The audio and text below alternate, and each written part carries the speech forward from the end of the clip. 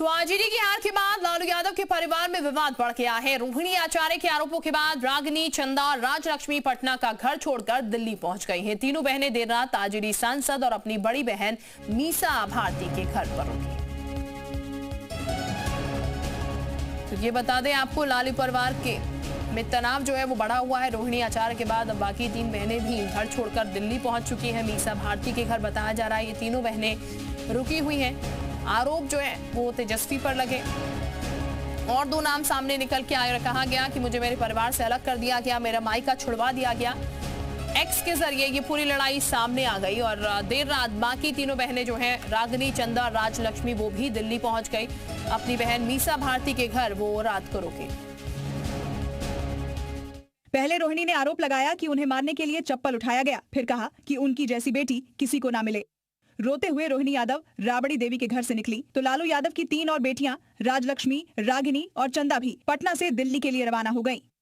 इस पूरे एपिसोड पर लालू के करीबी रहे शिवानंद तिवारी ने लालू यादव पर पुत्र मोह में अंधा होने वाला, धृतराष्ट्र बन जाने का आरोप लगाया है। तो इससे पहले कल लालू यादव की बेटी ने रोहिणी में से महागठबंधन की हार के बाद मायका छोड़ दिया, खुद को घर से निकाले जाने का आरोप लगाया। साथ में यूपी के एक हिस्ट्री शीटर का नाम भी लिया जो अब तेजस्वी के साथ है।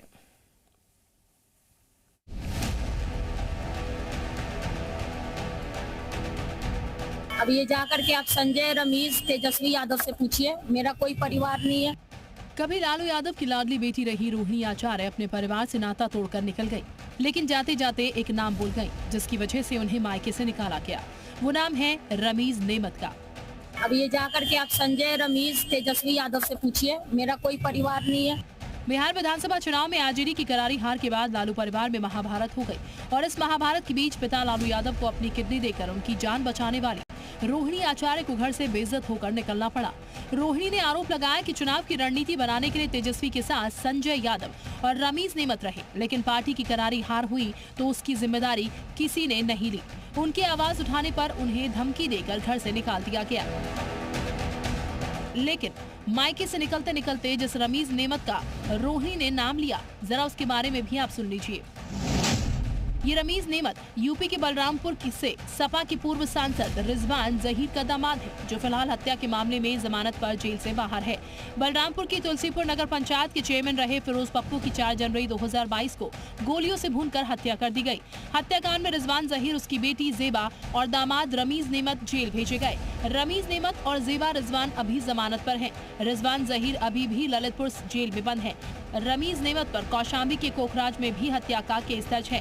गैंगस्टर एक्ट में कुल 12 मुकदमे दर्ज हैं। बलरामपुर में साल 2021 के बवाल में भी उसका नाम था।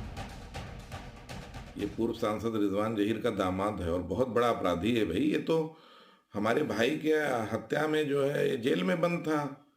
अभी तो इसने जमानत पाके जाके सीधे तेजस्वी के यहाँ अपना शरण लिया। यूपी में तो इसका कोई ठिकाना था नहीं। एक तरफ रोहिणी आचार्य ने परिवार से नाता तोड़ा, दूसरी तरफ रमीज नेमत का नाम आने पर अब यूपी बीजेपी ने तेजस्वी और अखिलेश यादव पर निशाना साधा।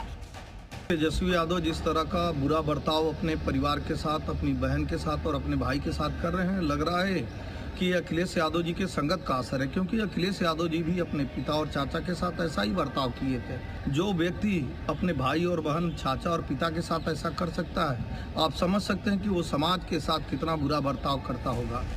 फिलहाल यूपी का गैंगस्टर और हत्या का आरोपी रमीज नेमत तेजस्वी की टीम में शामिल है। रोहिणी के आरोपों के बाद अब इसका क्या होगा ये तो वक्त ही बताएगा। Report C media.